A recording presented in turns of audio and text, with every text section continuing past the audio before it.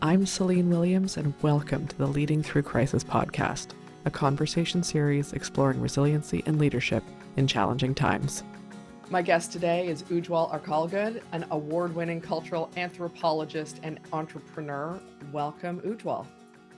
Thank you very much, Celine. Thank you for having me.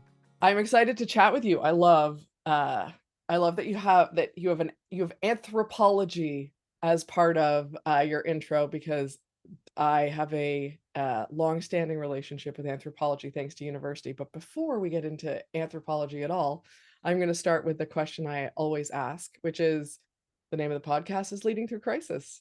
When you hear that phrase, what comes up for you, or what does that mean for you?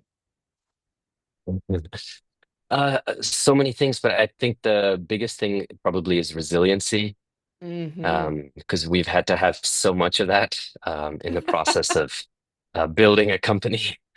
And sometimes, um, actually, I should say it this way, I was a first-time entrepreneur. I started the company 2015. Everybody would tell me, oh, you really have to be resilient when you're an entrepreneur. You don't really understand it until you're in the throes, and then you realize, oh, what they meant was every single day. There's something or the other. Um, you know, um, so I think that's probably what comes to my mind the most. I love that perspective. I think it's a very valuable perspective for people to hear, is that, especially, look, leadership in general, resiliency matters. And I think in entrepreneurship, especially, that daily resiliency is even more um, obvious, because you are building something in a specific way. The idea of stability or consistency is kind of an illusion in entrepreneurship, a lot of, especially early on. So resiliency is a daily practice. It's so true. And, I think you get so used to being rejected 98, 99% of the time as an entrepreneur, right? Whether it's a sales conversation or you're trying to raise money with a venture capital firm, whatever it is, you're just rejected 98, 99% of the time until, by the way, until you achieve success. And then when you achieve success, everybody says yes, but then you don't need them to say yes anymore. And that's the beautiful irony of entrepreneurship, Yeah. that when you really need people to, take a chance on you, they don't want to. So I think that's also part of it, is you just get so used to hearing no all the time. Um, and I think that also requires a lot of resiliency, because you can't worry about bruised egos, because then you just can't go anywhere. Yeah. So that's a really interesting topic, because you do hear no a lot as an entrepreneur, and many of us are very sensitive to rejection, whether it's, bruising our egos, or we just don't like the feeling that happens when we feel rejection in some way.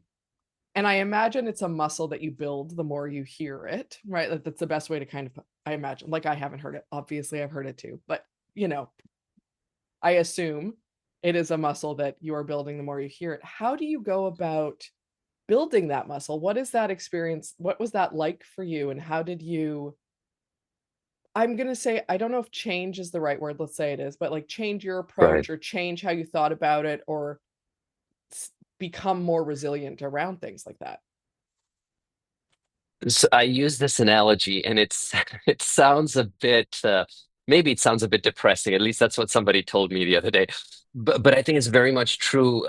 Over time, I realized that the world is made up of Lego blocks, Mm, and if you want to fit in, even though you're unique, you have to package yourself up such that you fit into the existing Lego structure. If you don't, it's impossible to win in any situation. And I think that was the change in mindset that had to happen, for my business partner and I over time. Because, the first few times you get, rejected, you take things personally, because, it's so personal building a business. And I think, it's easy to say, oh, the this person lacks vision. They lack a sense of imagination. They don't want to innovate. And because that's kind of your own defense mechanism to Mhm. say, it's you, it's not me. Mhm. But over time, I think you have to take a step back and be able to self-reflect and go, okay, what is it about me that's potentially contributing to that? And I think that was the big realization is the Lego. I use the Lego block analogy um, because that's just how the world is. Before you hit record, we were talking a little bit about the education system. Yep. You look at pretty much politics everywhere in life. We are just surrounded by Lego structures. And anybody who tries to break that structure, they get spit out. Mhm. So you have to find a way to fit in. And I think that's the part that probably makes entrepreneurship also um, deeply um, deeply satisfying endeavor, Yeah. perhaps, is Yeah. when you discover how to do that Yeah. with time. It's I love the Lego block analogy. I think that's a really interesting one, and I think that there's I'm gonna get the saying wrong, but there's a saying that, you change happens from the inside, right? Like there's a that Yeah. if you're inside the system, if you can get inside the can fit yourself in as a Lego block, once you're in the system, it becomes a lot easier allegedly. Whether you agree with it or not, but there's the thought is that it becomes a lot easier to break down the system or to start to dismantle some of the systems that are in place. And I think there's often so much tension between seeing that the system is broken in so many ways and it really is lacking in innovation and it oppresses so many people, whatever the case is, and then saying, "But I'm gonna fit myself into it to get inside it to be able to change it." And I think there's a lot of tension for people inside of that. Sometimes ego, sometimes other for other ways. But there's a reality of if you want to do something different, oftentimes you first have to get into whatever the system is to do the different thing. Yeah, I think that's such an important point because, I think one of the things that really helped me personally in the entrepreneurial journey was just my obsession with anthropology. And, you talked about tensions. Tensions is such an intricate part of the world of anthropology. And I'll get nerdy just for 1 second Please get nerdy. post-structuralist Love in it. post-structuralist anthropology. There's a philosopher I love, Jacques Derrida, that talks about deconstruction, obviously a huge part of the social sciences, but specifically talks about this idea of binary opposites. Mm, And if you carry that into our modern world, you realize that the human brain is constantly operating in sort of this constant dichotomy. And our job always is to balance. So the most common example of that is society's expectation of me or my parents' expectation of me versus who I want to be. mhm. Classic example, when you're growing up, coming of age.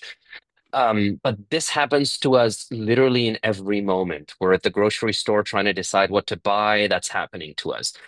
Um, Now, as a business, if you put that lens, you start to realize eh, or at least you start to think in a more astute manner as to what is it that is driving the push and pull, culturally within the environment I operate within, and then how can I fit within that push and pull?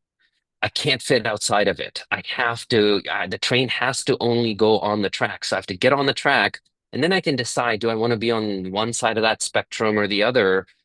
But I think, sometimes people think this type of thinking is all theoretical, but actually it's really powerful, really important because that nuanced understanding, if you don't have it, I see so many entrepreneurs making the same mistakes, right? You get on a sales call, you talk about products, features, benefits, you're trying to sell, and it doesn't work because it's boring. Yeah. And it's not solving a human problem. Um, so yeah, it just made me instantly think about that, and I think part of being inside the network to solve the problem is is first and foremost understanding what is that, let's say, let's call it the binary opposite. What are those opposites that I operate within? And then Mhm. how can I exist within that environment? Mhm. I thank you for bringing that up because first and foremost, I'm obsessed with binary thinking in the work that I do. I do a lot of uh, coaching, leadership work, working with organizations around designing culture and for the organization in a way that is like behavior based, right? Like, how do we actually show up and Right, do the things we do together in an effective way, recognizing that everyone's coming from different places. And it is so easy in all of those situations, whether it's a one on one coaching situation or having those conversations, for people to get into binary thinking. This is right. This is wrong. Whatever it is, pick a topic. This is right. This is right, wrong. And they right. lose all the nuance. And I'm always like, the context of everything matters. The nuance Yeah, always matters. And so I love the way that you brought that up because I think it is I wish we talked about it more in all these different ways, right? It wasn't just people going, "Well, that's a theoretical thing." Of course, that you don't really apply it. Your point, I think, is a wonderful point, which is if you think about this inside the context of whatever you're doing, it does matter, and it's not just theoretical. There are practical applications of these things. absolutely. Yeah. My wife is a therapist, so she'll often tell me about how, when she's in a session, um, a client will inadvertently talk about something where they're expressing this dichotomy of independence versus dependence. Yep. So, for example, somebody might say, um, you know, I, I know I have to stand on my own 2 feet because that's how I know how to take care of people. Mhm. But there's so much in that one little statement about how you believe that independence is a privilege. Independence is, let's say, strength, but dependence isn't. And there's Mhm. so much that is implicit in all of this. And this is what I think this is what drew me to anthropology in the first place, is the fact that there's so much implicit in the human condition in the way we talk and the way we use language, and it always gets me so excited. And I think, also coming back to your earlier point about resiliency, you're I remember the early days of being on a sales call and the call's not going well. And for us, the best part about it was analyzing the call after. And it wasn't about saying, oh, you should have said this or you should have sold it that way. No, it was about saying, what was subtle or what was implicit in what was being communicated by the prospect that we just didn't get on Mm. that call. And Yes. that's when the light bulb started to go off for us, recording all these failed sales calls and Yeah. realizing what was wrong, and also taught us so much about what our product needed to be. And so it all kind of comes around full circle eventually. Yeah. It's a very excuse me. It's very human focused when you're doing it that way. It's less about this is the right way of doing it, so we're just going to keep doing it the way that we think we should do it, and more about like the human element, which is that for me it's always the nuance because humans are so different and each of them is so different. So Yeah. it's really like taking a look at that and kind of finding themes inside of that, which I think is hard in the sense that it's not as easy as just going, we're checking a box because you're actually thinking about the nuance. But it sounds like for your team and you as well, it ultimately was the game changer to improving sales calls and getting the more of the results that you were hoping to get from these things. Absolutely. And we had this sort of I guess existential moment 3 years into our business where we were doing really well. We started off as a consulting business. We were doing really well, very profitable. And we realized that's not how we were going to scale the business. We always Mhm. wanted to scale the business and exit. That was, uh, you know, entrepreneurs tend to have this mindset, oh, don't build businesses to sell, build businesses for a lifetime. Well, we always wanted to build a business to sell. That was always our intention. And so we knew we had to scale this thing, and we knew that what we were building was not going to fit into a Lego structure. And one fine morning, we had to make the call of um, changing our business model from a consultancy to a SaaS, a software as a service business. We had all the intellectual property, but it meant taking a very risky decision, which is basically stop selling kill the cash cow Yep. and go figure out how you're going to make it in a completely different business environment. And our revenue less than halved. Hmm. All our employees at that time, we were already 10 or 12 people, perhaps. Everybody was freaking out, going, are we going to lose our jobs? Yeah.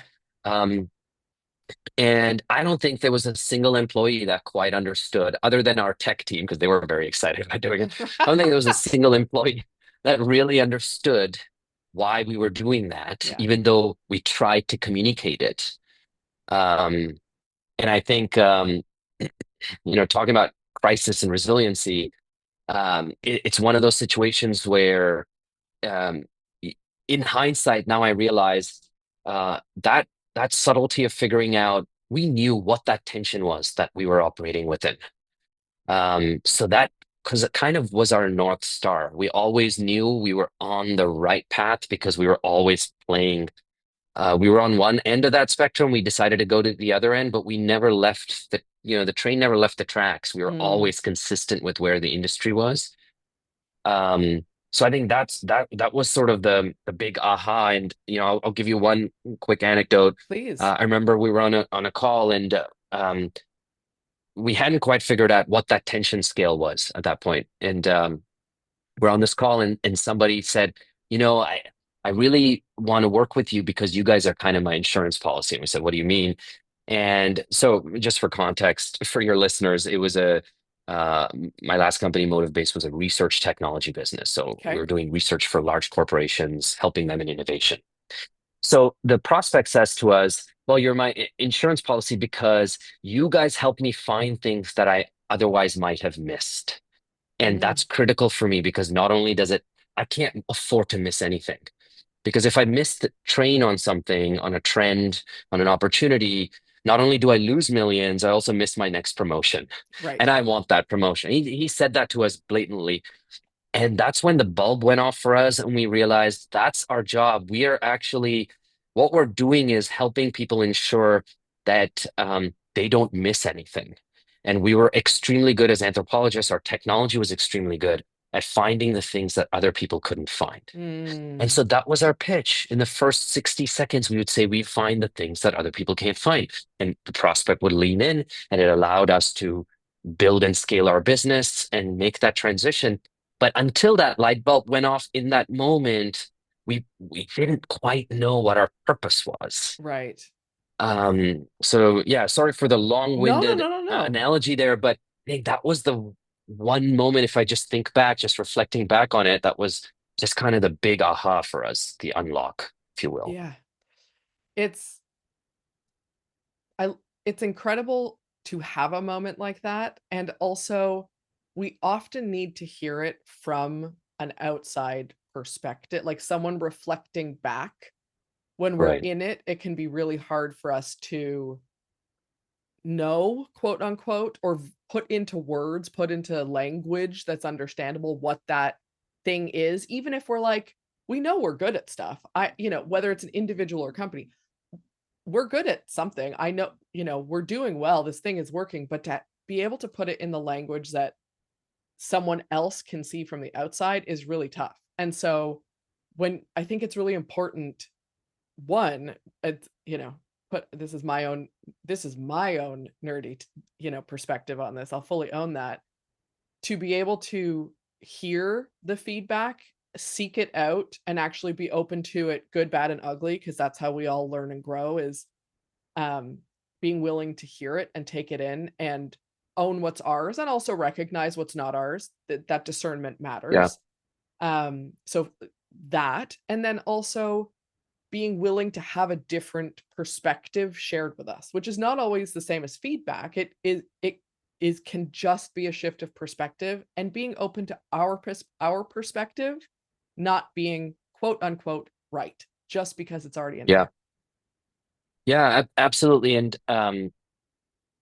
you know the um the famous Simon Sinek TED talk where he talks about start with why.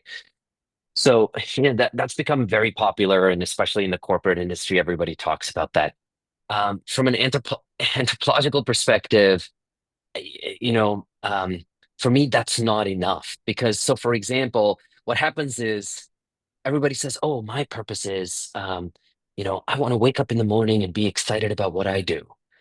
Oh, well, if you're an entrepreneur and that's your purpose, uh, I hate to break it to you, but 90% of your days are going to be ending in exhaustion, and you're not necessarily going to be excited about what you're doing. You're maybe the final vision of what you're trying to build is keeping you going. Um, and so, y- you know, I was talking about tensions earlier. Uh, From an anthropology standpoint, the thing that excites me is to say, okay, the why isn't what you want to do. The why is what is this innate human tension that your customers are grappling with? And how can you help resolve a part of that? You can't resolve all of that. How can you help resolve a part of that? Right? To me, that gives you purpose. And then if you believe in that, then it gives your organization purpose. And I think that's different from the type of why that Simon Sinek talks about, which is, why do you exist or why do you work personally? And I wanted to separate the two because I often, when I tell people this, they say, "Oh, it's like the Simon Sinek start with why," and I say, "No, there's a difference because as a business, you have to figure out, um, and it's not your customer's why because your customer's why is completely dependent on this push and pull they're experiencing." I'll give you this example. I have investments in a few startups. One of the startups I'm working with, they operate in an environment where there is this huge tension between human and technology. And the problem is there's an implicit meaning that human is accurate and technology is inaccurate, especially with all the AI stuff happening right now. Hmm. So when you talk to a prospect, the prospect comes onto the call already on the human side, expecting a consulting agreement, and they're selling a technology full with AI and all of this stuff. Yeah. And you can hammer the prospect 50 times by saying, "Oh, I have the best AI minds on working on my startup." And they're not listening to you because emotionally they're going, "You're not solving my problem." So I think this is the realization that I always feel entrepreneurs need to have is asking that difficult question and figuring out what is that emotional tension that their buyer is experiencing, and then how can you then get on that page and figure out how can I move their needle just a little bit? You can't move them all the way. How can I just make that little movement that creates enough room for me to play a small role in here? And then over time, you figure out where to go. Um, but I think that's the element that I also wanted to just talk a little bit about because I feel like it's not talked about enough, especially in entrepreneurship. Absolutely. And I do think that part of the reason it's not talked about enough, does, no offense to Simon Sinek, but it does come from the popularity of like his thought leadership around what he's defined as start with why, and people get really focused on that. And by the way, I think what you're talking about also applies to the concept of why that he's talking about. He's just simplified it in a way that people go, "This is an easy way. I'm just going to figure out my why." And Right. my experience has been coaching people who have read his, and it's again, no offense to him, because I understand you break things down and simplify them for for marketing purposes, whatever but they'll Yeah. go through his book and they'll do his start with why, and they'll figure, and it comes to a point where they haven't looked at the tension within themselves enough, and whatever they thought was the why that they got out of that process doesn't resonate the same way. It doesn't really align. Like there's something missing.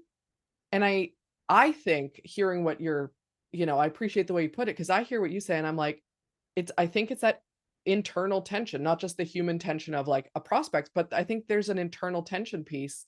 And I think we're so, as a culture, as a people, we're so tension avoidant. We just avoid all Mhm. thoughts of any kind of So tension true. as opposed to being like, hey, there is healthy tension. tension is not a bad thing. It can be, but it can be very healthy. And if we look at it, we can learn so much from the tension that exists. That is so true. And I'm sure in a lot of the work you do, and maybe you can correct me here, but I'm sure a large part of it also is helping people. Because to your point, if your brain is always telling you to resolve this tension, the other thing your brain is always telling you is, hey, ignore the thing that makes you uncomfortable, right? 100%. Which means you take a model like start with why, you end up with a why statement that is not necessarily your genuine truth, Hmm. right? Because you ignore your flaws, the things that you don't like acknowledging about yourself, and we all have them, Yeah. um, right? And I'm sure a large part of the work you do also is helping people realize what are those things that they're sort of avoiding, Yes. um, right? Or Uh-huh. it's to sit in the uncomfortable, if you will. Absolutely. Similar to, and I think this aligns a lot. I mean, I studied anthropology, not the level you did in university. It was one of my majors because I was like sociology and anthropology. I was so interested in the how humans relate and play to, like, I was like more of this. So I think what I'm about to say kind of aligns with with that as well. But the we all um we all avoid being seen potentially as not perfect, even though no one is perfect, right? Like we're all like, how do I don't want to be seen as something that isn't perfect or flawed in many ways. So I'm not even going to acknowledge those things about myself inside of my own personal way of being. And we continue to, and we're taught there's this right, in school, this is the right answer, this is the wrong answer, even if it's things like essays that are just, but there's a right way and a wrong way. And so it's just so Right. ingrained in us to keep doing that, it's hard to step out of it and be able to see all of those pieces. And I think the thing I say to people more often than not to break tension is like, so you're human and not perfect, like every single human that exists? Right. Why do we think why is that why are we so avoidant of any tension? Yeah. It's does not serve us or businesses or leadership or anything, in my opinion. And I think, just to build on that point, one of the biggest problems I see, obviously Canada has an amazing tech sector already. We definitely, uh, when we sold our business in 2022, we definitely benefited from, um, the big boom, especially between 2018 and 2022, in just access. Yep. Canadian tech was recognized. We no longer felt like we had to hide our Canadianness when we were selling to American customers. All of that was starting to change. It was a really powerful moment. And now that continues, even though, markets will soften this and that, it continues. And so, you know, I, I do a lot of work with some of the entrepreneurs where, either I have an investment or I just got introduced to somebody and I'm just helping them out. And Celine, I can't tell you the number of times I see this, and it bugs me so much. And it goes back to the sitting in the uncomfortable and taking the time to do the uncomfortable work. Because what happens is every entrepreneur enjoys a little bit of success. Mhm. They get 2, 3 million, 4 million from VCs. VCs say, "Oh, we have a playbook. We're going to give you the playbook." Problem is, the VC playbook is the Lego structure, Yep. right? It's not personalized to your business. It has no understanding of the tensions you operate within, what your customers need, right? So they give you this Lego block, and you're supposed to now somehow fit it in, but you're not a Lego block, especially as a young, growing company. You're anything but Lego. And so now you apply it because you start getting lazy. The moment you have money, you think that was the goal. I needed money, not building a sustainable, profitable business. You think raising money was your goal. And now suddenly you hire a bunch of people, you get a fancy office. And 6 months later, you go, I don't know why this is not working. 12 Right. months, 18 months, 24 months. And as this goes on, the amount of equity as an entrepreneur that you're building is depleting. The equity your employees are building is depleting. Now you have to go raise more money, and it's this vicious cycle. And no matter how many times I talk about this with people, people keep doing the same thing again. Mhm. Uh, and and I think a large part of it is driven by the fact that there's certainly not enough conversation happening about what that early, upfront, uncomfortable work is Yep. that needs to happen, right? Whether it's work to be done on how to be a good leader or how to establish good leadership practices, work to be done on establishing product market fit and the effort it takes. It's not going to just happen by hiring a bunch of people and throwing a bunch of darts at the board. Nope. The our growth our growth comes from being uncomfortable.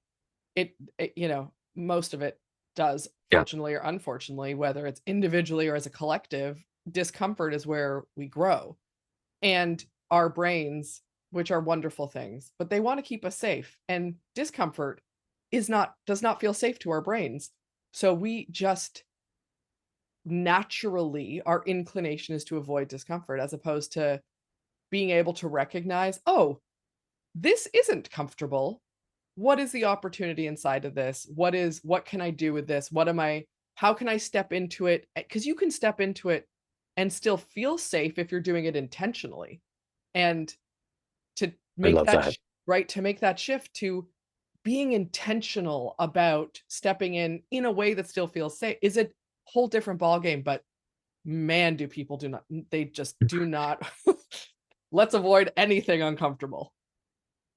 That's such an important point because, I was just doing some work yesterday with an entrepreneur, and the entire discussion for an hour was about how to get them to literally intentionally step in. I didn't articulate it that way, so I love the way you articulated that.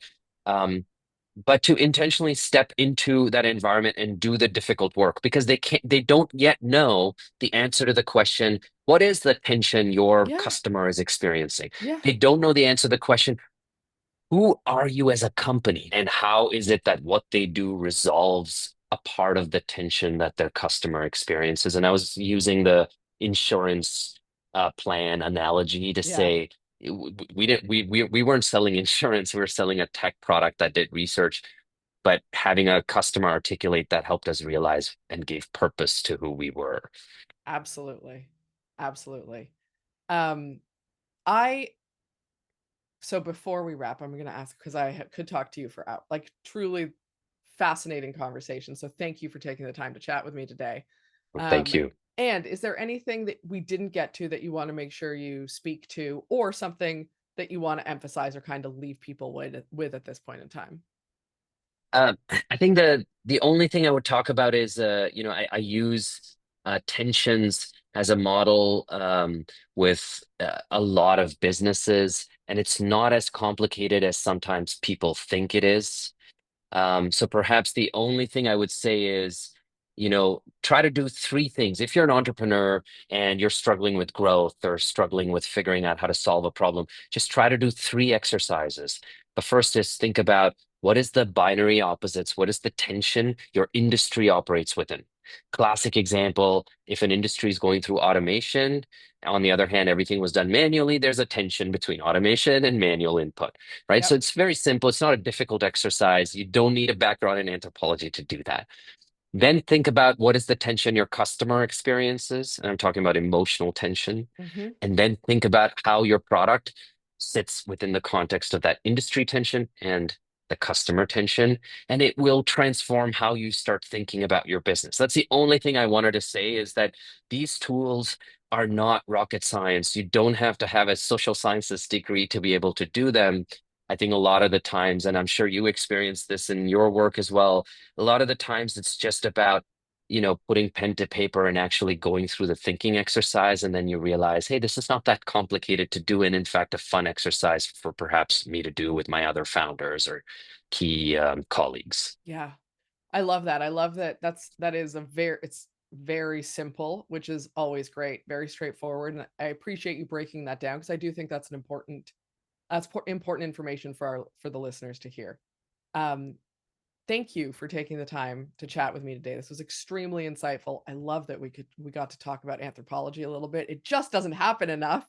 And you're sharing your stories and the way that you think about things. It has been very helpful, and a very unique perspective that I don't get to hear a lot. So thank you for taking the time today. It's much Thank you so appreciated. much. Thank Yeah. you so much for having me. It was a wonderful conversation, and just echoing the same sentiment. I'm sure we could talk for hours about some of these topics. And it's certainly fascinating. Even before you hit record, there was tons of stuff that we were talking about that was mutually of interest. So thank you again, and it's been a real pleasure. Absolutely. It just means you have to come back again. Done. Thanks for joining me today on the Leading Through Crisis podcast.